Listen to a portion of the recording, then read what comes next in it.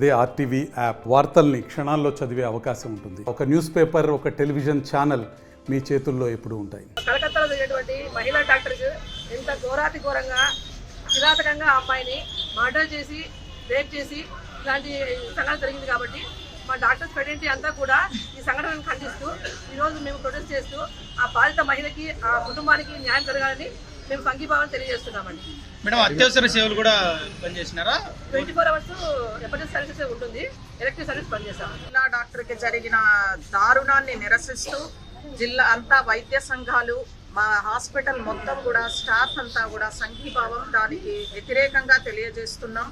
ఇందుకు డాక్టర్కి ఆ డాక్టర్ కుటుంబానికి న్యాయం జరగాలని కోరుకుంటూ సెలవు తీసుకుంటాం. కోల్కతాలో జరిగినటువంటి ఒక వైద్య విద్యార్థి హత్య, రేపు దానికి ఖండిస్తూ భారతదేశం మొత్తంలో డాక్టర్లందరూ ఈరోజు విధులను బహిష్కరిస్తున్నాము.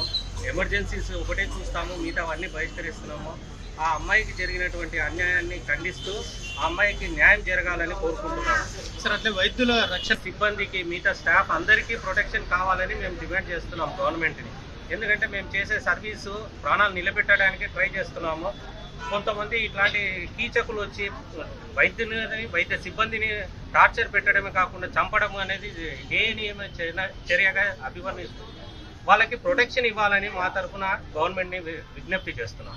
మరిన్ని వీడియోస్ కోసం ఛానల్ ని సబ్స్క్రైబ్ చేయండి. లేటెస్ట్ అప్డేట్స్ కోసం వాట్సాప్ ఛానల్ ని ఫాలో చేయండి. అండ్ లింక్ డిస్క్రిప్షన్ లో ఉంది.